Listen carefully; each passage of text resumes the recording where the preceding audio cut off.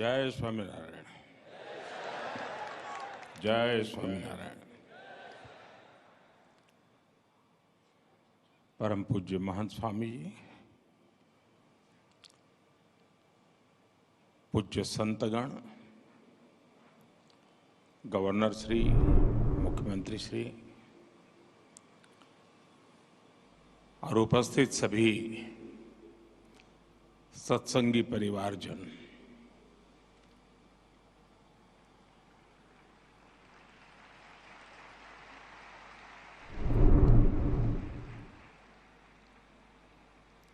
ये मेरा सौभाग्य है कि मुझे इस ऐतिहासिक कार्यक्रम में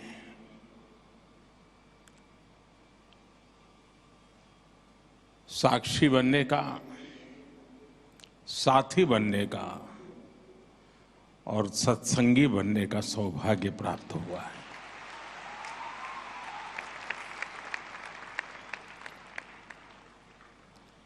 इतने बड़े स्तर पर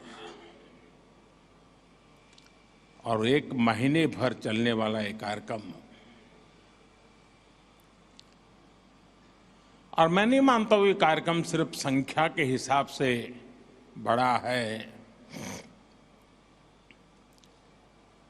समय के हिसाब से काफी लंबा है, लेकिन यहां जितना समय मैंने बिताया, मुझे लगता है कि यहां एक दिव्यता की अनुभूति है।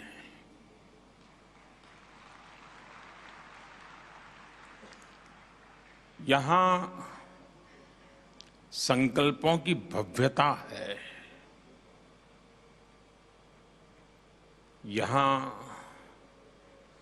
अबाल वृद्ध सबके लिए हमारी विरासत क्या है, हमारी धरोहर क्या है, हमारी आस्था क्या है, हमारा अध्यात्म क्या है, हमारी परंपरा क्या है, हमारी संस्कृति क्या है, हमारी प्रकृति क्या है, इन सबको इस परिसर में समेटा हुआ है। यहां भारत का हर रंग दिखता है।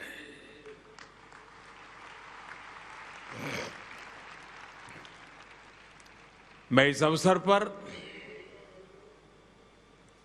सभी पूज्य संतगण को इस आयोजन के लिए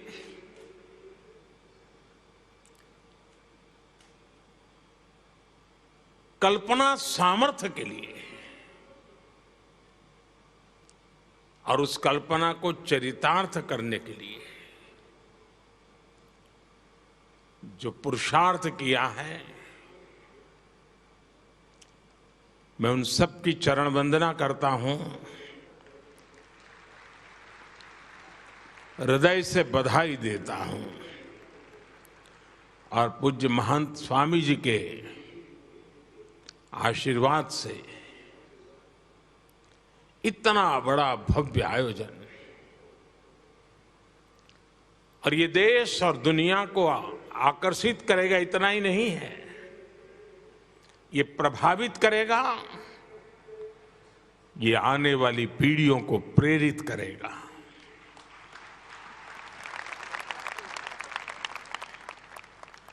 पंद्रह जनवरी तक पूरी दुनिया से लाखों लोग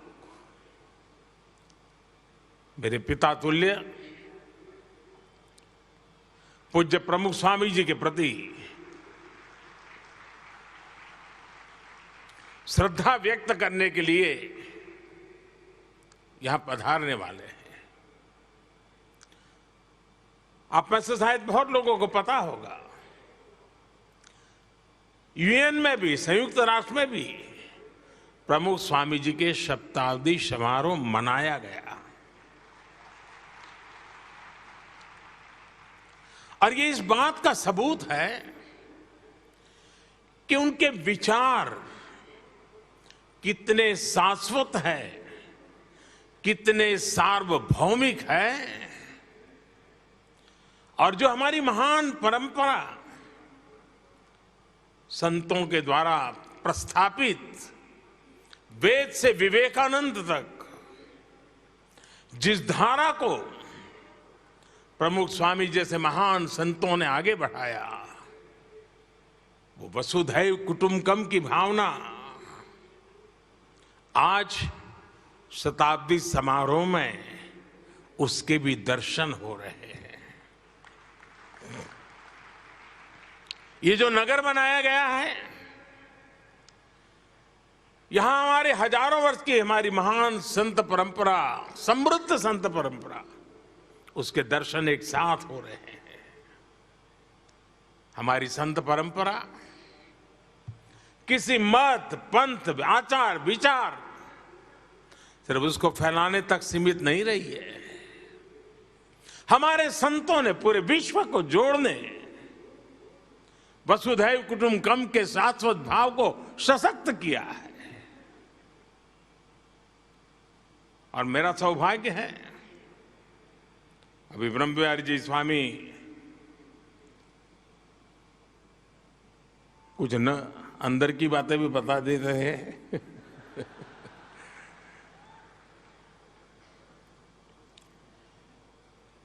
बाल्यकाल से ही एक मेरे मन में कुछ ऐसे ही क्षेत्रों में आकर्षण रहा, तो प्रमुख स्वामी जी के भी दूर से दर्शन करते रहते थे। कभी कल्पना नहीं थी उन तक निकट पहुंचेंगे, लेकिन अच्छा लगता था। दूर से भी दर्शन करने का मौका मिलता था, अच्छा लगता था। आयु भी बहुत छोटी थी, लेकिन जिज्ञासा बढ़ती जाती थी। कई वर्षों के बाद 1981 में मुझे पहली बार अकेले में उनके साथ सत्संग करने का सौभाग्य मिला।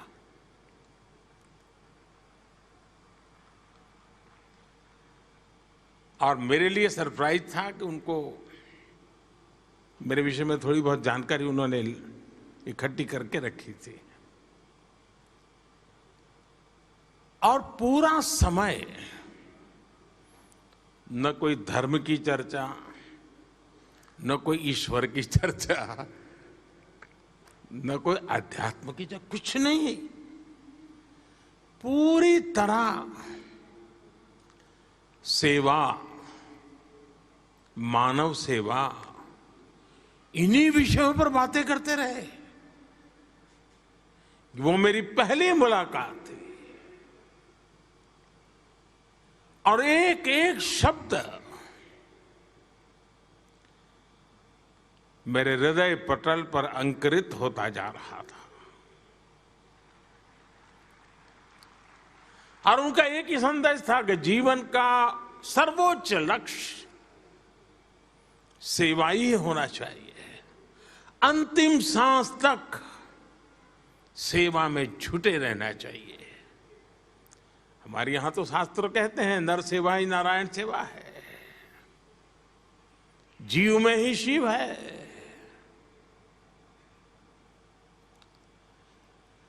लेकिन बड़ी बड़ी आध्यात्मिक चर्चा को बहुत ही सरल शब्दों में समाहित करते, जैसा व्यक्ति वैसा ही वो परोसते थे, जितना वो पचा सके, जितना वो ले सके। अब्दुल कलाम जी इतने बड़े वैज्ञानिक, उनको भी उनसे मिलकर के कुछ न कुछ मिलता था और संतोष होता था। और मैं जैसा एक सामान्य सोशल वर्कर, वो भी जाता था, उसको भी कुछ मिलता था, संतोष होता था। ये उनके व्यक्तित्व की विशालता थी, व्यापकता थी, गहराई थी। और एक आध्यात्मिक संत के नाते तो बहुत कुछ आप कह सकते हैं, जान सकते हैं। लेकिन मेरे मन में हमेशा रहा है कि वे सच्चे अर्थ में एक समाज सुधारक थे, वे एक रिफॉर्मिस्ट थे। और हम जब उनको अपने अपने तरीके से याद करते हैं, लेकिन एक तार मुझे जो हमेशा नजर आता है, हो सकता है उस माला में अलग अलग मणके हमको नजर आते, मोती नजर आते होंगे, लेकिन अंदर का जो तार है वह एक प्रकार से मनुष्य कैसा हो, भविष्य कैसा हो, व्यवस्थाओं में परिवर्तनशीलता क्यों हो, अधिष्ठान आदर्शों से जुड़ा हुआ हो, लेकिन आधुनिकता के सपने आधुनिकता की हर चीज को स्वीकार करने वाले हो। एक अद्भुत संयोग, एक अद्भुत संगम। उनका तरीका भी बड़ा अनूठा था। उन्होंने हमेशा लोगों के भीतर की अच्छाई को प्रोत्साहित किया। कभी ये नहीं कहा भाई तुम है ऐसा करो, ईश्वर का नाम लो ठीक हो जाएगा। नहीं, होगी तुम्हारी कमियां होगी, मुसीबत होगी, लेकिन तेरे अंदर ये अच्छाई है, तुम उस पर ध्यान केंद्रित करो। और उसी शक्ति को वो समर्थन देते थे, खाद पानी डालते थे। आपके भीतर की अच्छाइयां ही आपके अंदर आ रही पनप रही बुराइयों को वहीं पर खत्म कर देगी। ऐसा एक उच्च विचार और सहज शब्दों में वो हमें बताते रहते थे। और इसी माध्यम को उन्होंने एक प्रकार से मनुष्य के संस्कार करने का, संस्कारित करने का, परिवर्तित करने का माध्यम बनाया। सदियों पुरानी बुराइयां जो हमारे समाज जीवन में ऊंच नीच भेदभाव, उन सबको उन्होंने खत्म कर दिया। और उनकी व्यक्तिगत स्पर्श रहता था और उसके कारण ये संभव होता था। मदद सबकी करना, चिंता सबकी करना, समय सामान्य रहा हो या फिर चुनौती का काल रहा हो। पूज्य प्रमुख स्वामी जी ने समाज हित के लिए हमेशा सबको प्रेरित किया, आगे रह करके, आगे बढ़ करके योगदान दिया। जब मोरबी में पहली बार मच्छू डैम की तकलीफ हुई, मैं वहां वॉलेंटियर के रूप में काम करता था। हमारे प्रमुख स्वामी, कुछ संत, उनके साथ सत्संगी, सबको उन्होंने भेज दिया था। और वो भी वहां हमारे साथ मिट्टी उठाने में काम में लग गए थे, डेड बॉडीज का अग्नि संस्कार करने में काम में लगे थे। मुझे याद है 2012 में मुख्यमंत्री पद की शपथ लेने के बाद मैं उनके पास गया। आमतौर पर मैं मेरे जीवन के जो भी कई महत्वपूर्ण पड़ाव आए होंगे, प्रमुख स्वामी के पास अवश्य गया। शायद बहुत कम लोगों को पता होगा, मैं 2002 का चुनाव लड़ रहा था। पहली बार मुझे चुनाव लड़ना था, पहली बार नामांकन भरना था और राजकोट से मैं उम्मीदवार हो रहा था। तो वहाँ 2 संत मौजूद थे। मैं जब वहाँ गया तो उन्होंने मुझे एक डिब्बा दिया। मैंने खोला तो अंदर एक पेन थी। तो उन्होंने कहा कि प्रमुख स्वामी ने भेजा है, आप जब नामांकन में हस्ताक्षर करेंगे तो इस पेन से करना।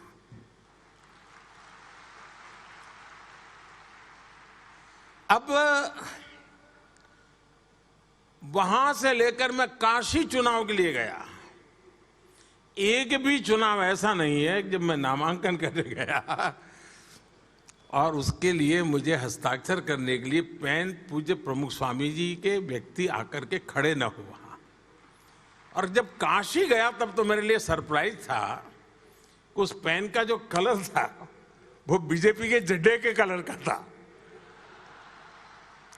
ढक्कन उसका जो था वो ग्रीन कलर का था और नीचे का हिस्सा ऑरेंज कलर का था। मतलब पहले कई दिनों से उन्होंने संभाल के रखा होगा और याद कर करके उसी रंग की पेन मुझे भेजना यानी व्यक्तिगत रूप से, वरना उनका कोई क्षेत्र नहीं था कि मेरी इतनी केयर कर रहा। शायद बहुत लोगों का आश्चर्य होगा सुन करके, 40 साल में शायद एक साल ऐसा नहीं गया होगा कि हर वर्ष प्रमुख स्वामी जी ने मेरे लिए कुर्ता पैजामा का कपड़ा न भेजा हो।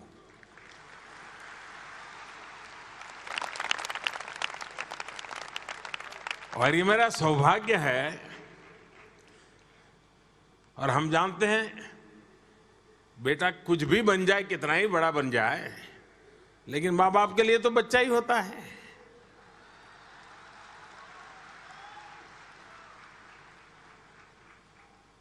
देश ने मुझे प्रधानमंत्री बना दिया, लेकिन जो परंपरा प्रमुख स्वामी चलाते थे, पूज्य भगत स्वामी ने भी अब तक वो कपड़ा भेजना चालू है।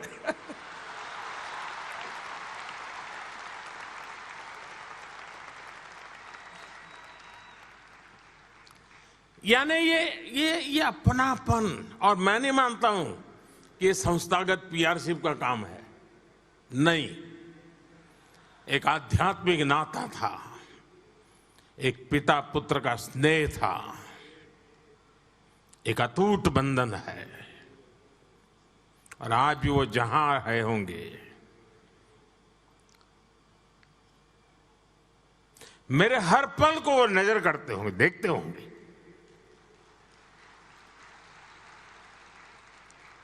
बारीकी से मेरे काम को जांचते होंगे।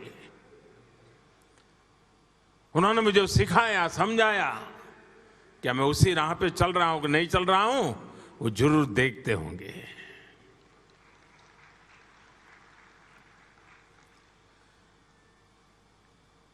कच्छ में भूकंप,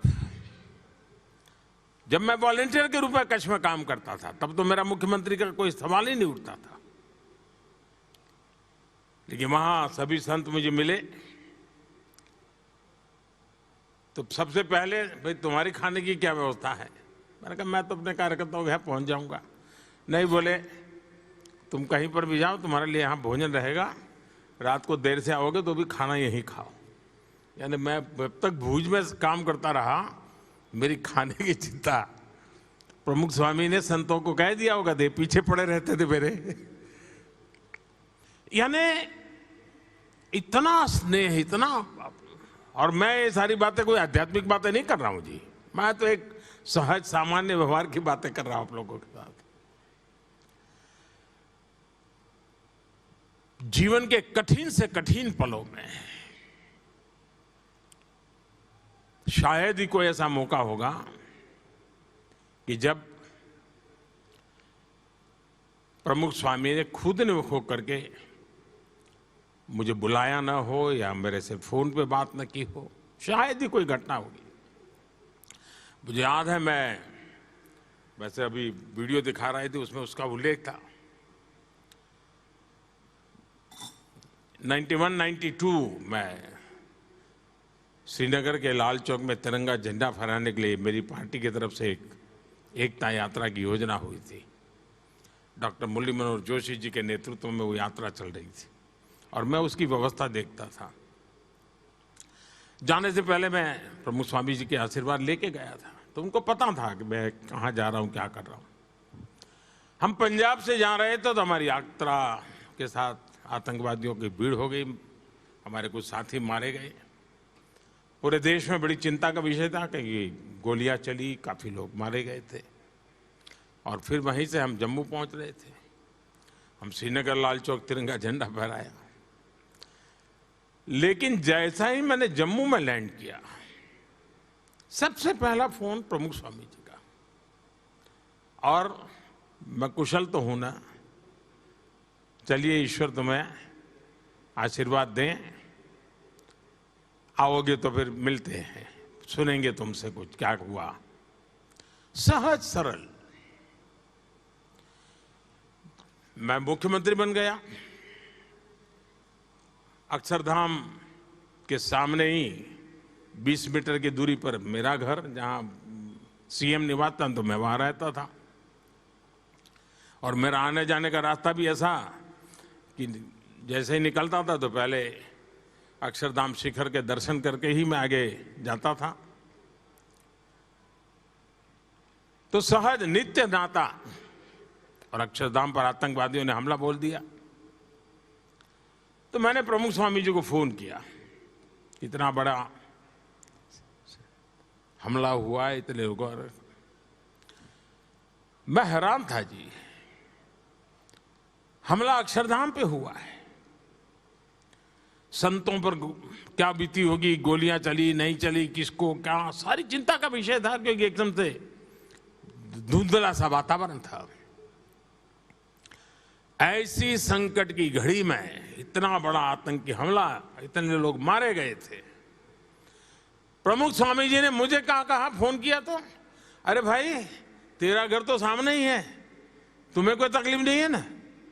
अरे मैंने कहा बापा, इस संकट की घड़ी में आप इतनी स्वस्थता पूर्वक मेरी चिंता कर रहे हैं? उन्होंने कहा देख भाई, ईश्वर पे भरोसा करो, सब अच्छा होगा।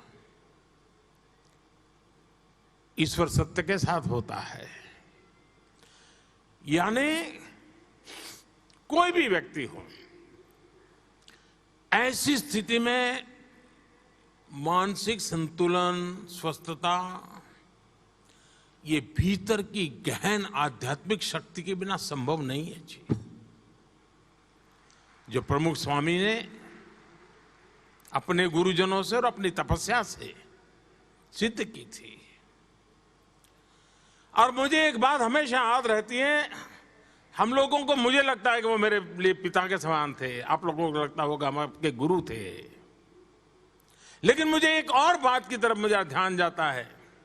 और जब दिल्ली अक्षरधाम बना तब मैंने इस बात का उल्लेख भी किया था,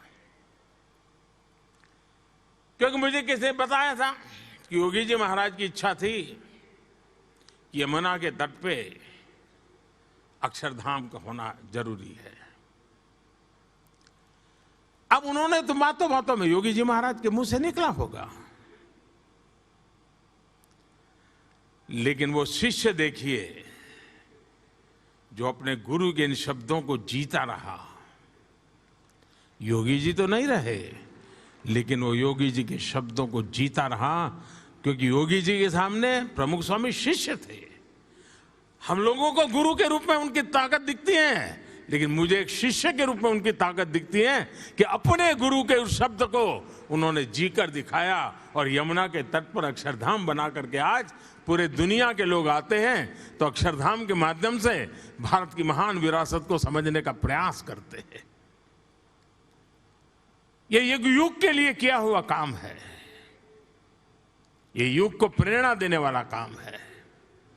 आज विश्व में कहीं पर भी जाइए,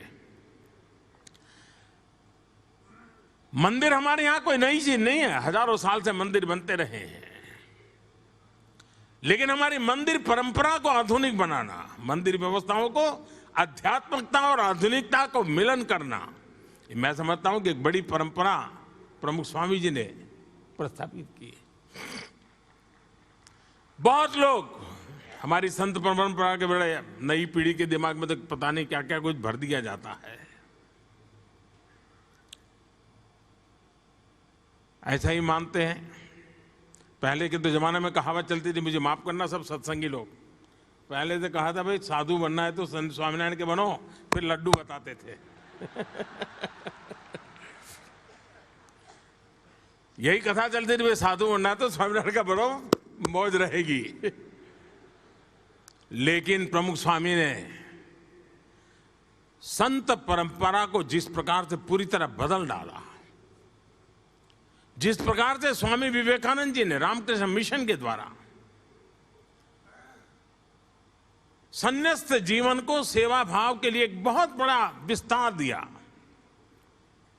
प्रमुख स्वामी जी ने भी संत यानी सिर्फ स्व के कल्याण के लिए नहीं है, संत समाज के कल्याण के लिए हैं। और हर संत को उसलिए उन्होंने तैयार किया। यहां बैठे हुए हर संत किसी न किसी सामाजिक कार्य से निकल करके आए हैं, और आज भी कोई न कोई सामाजिक कार्य का काम उनके जिम्मा है। सिर्फ आशीर्वाद देना और तुमको मोक्ष मिल जाए ये नहीं है। जंगलों में जाते हैं, आदिवासियों के बीच में काम कर रहे हैं। एक प्राकृतिक आपदा हुई तो वॉलंटियर के रूप में जीवन खपा देते हैं। और ये परंपरा खड़ी करने में पूज्य प्रमुख स्वामी महाराज का बहुत बड़ा योगदान है। वे जितना समय और शक्ति और प्रेरणा देते थे मंदिरों के माध्यम से विश्व में हमारी पहचान बने, उतना ही सामर्थ्य वे संतों के विकास के लिए करते थे। प्रमुख स्वामी जी चाहते तो गांधीनगर में रह सकते थे, अहमदाबाद में रह सकते थे, बड़े शहर में रह सकते थे, लेकिन उन्होंने ज्यादातर सारंगपुर में अपना समय बिताना पसंद किया, यहां से 80-90 किलोमीटर दूर। और वहां क्या किया, उन्होंने संतों के लिए ट्रेनिंग इंस्टीट्यूट पे बल दिया। और मैं तो आज मुझे कोई भी अखाड़े के लोग मिलते हैं तो मैं उनको कहता हूं कि आप 2 दिन के लिए सारंगपुर जाइए, संतों की ट्रेनिंग कैसी होनी चाहिए, हमारे महात्मा कैसे होने चाहिए, साधु महात्मा कैसे होने चाहिए, ये देख करके और जाते हैं। और वो जाते हैं, देख करके आते हैं। यानी आधुनिकता, उसमें लैंग्वेज भी सिखाते हैं, अंग्रेजी भाषा सिखाते हैं, संस्कृत भी सिखाते हैं, विज्ञान भी सिखाते हैं, हमारी स्पिरिचुअल परंपराओं भी सिखाई जाती है। यानी एक संपूर्ण प्रयास विकास कर करके समाज में संत भी ऐसा होना चाहिए जो सामर्थ्यवान होना चाहिए। सिर्फ त्यागी होना जरूरी, इतने से बात बनेगी नहीं, त्याग तो हो लेकिन समर्थ होना चाहिए। और उन्होंने पूरी संत परंपरा जो पैदा की है, जैसे उन्होंने अक्षरधाम मंदिरों के द्वारा विश्व में एक हमारी भारत की महान परंपरा को परिचित करवाने के लिए एक माध्यम बनाया है, वैसे उत्तम प्रकार की संत परंपरा का निर्माण में भी पूज्य प्रमुख स्वामी जी महाराज ने एक इंस्टीट्यूशनल मैकेनिज्म खड़ा किया है। वो व्यक्तिगत व्यवस्था के तहत नहीं, उन्होंने इंस्टीट्यूशनल मैकेनिज्म खड़ा किया है। इसलिए शताब्दियों तक व्यक्ति आएंगे जाएंगे, संत नए नए आएंगे, लेकिन ये व्यवस्था ऐसी बनी है कि एक नई परंपरा की पीढ़ियां बिनने वाली हैं। ये मैं अपनी आंखों के सामने देख रहा हूं।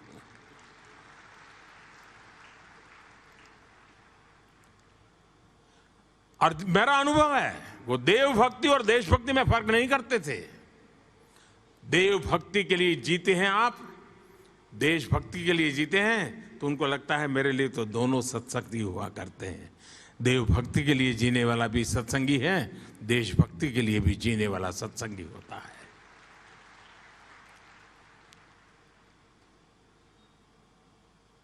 आज प्रमुख स्वामी जी की इस शताब्दी का समारोह हमारी नई पीढ़ी को प्रेरणा का कारण बनेगा, एक जिज्ञासा जगेगी। आज के युग में भी, और आप प्रमुख स्वामी जी के डिटेल में जाइए, कोई बड़े बड़े तकलीफ हो ऐसे कोई उपदेश नहीं दिए उन्होंने, सरल बातें की, सहज जीवन की उपयोगी बातें बताई और इतने बड़े समूह को जोड़ा। मुझे बताया गया 80,000 वॉलेंटियर्स हैं। अभी हम आ रहे थे तो प्रमुख स्वामी जी, हमारे ब्रह्मविहारी जी मुझे बता रहे थे कि ये सारे स्वयंसेवक हैं और वो प्रधानमंत्री जी को गीट कर रहे हैं। मैंने कहा आप भी तो कमाल आदमी हो यार, भूल गए क्या? मैंने कहा वो स्वयंसेवक है, मैं भी स्वयंसेवक हूँ, हम दोनों एक दूसरे को हाथ कर रहे हैं। तो मैंने कहा आप 80,000 में एक और जोड़ दीजिए।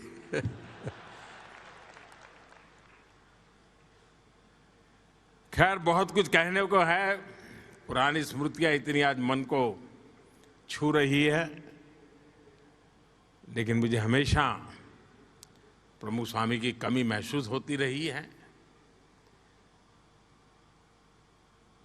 और मैं कभी उनके पास कोई बड़ा ज्ञानार्थ कभी नहीं किया मैंने, ऐसे ही अच्छा लगता था, जाके बैठना अच्छा लगता था। जैसे पेड़ के नीचे बैठते, थके हुए हो, पेड़ के नीचे बैठते हुए कितना अच्छा लगता है। अब पेड़ थोड़ा हमको भाषण देता है, मैं प्रमुख स्वामी के पास बैठता था, ऐसा ही लगता था जी, एक बट वृक्ष की छाया में बैठा हूं। एक ज्ञान के भंडार के चरणों में बैठा हूं।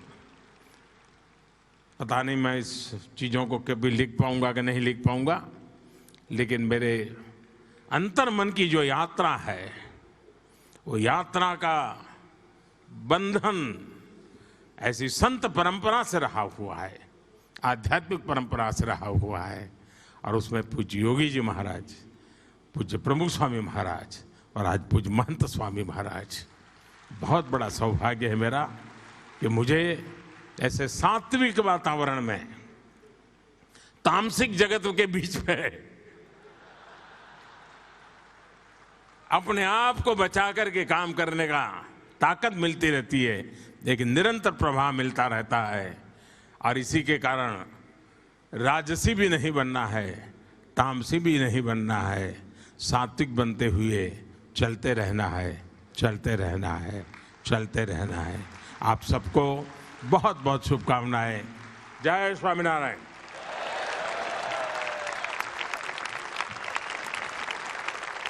माननीय प्रधानमंत्री श्री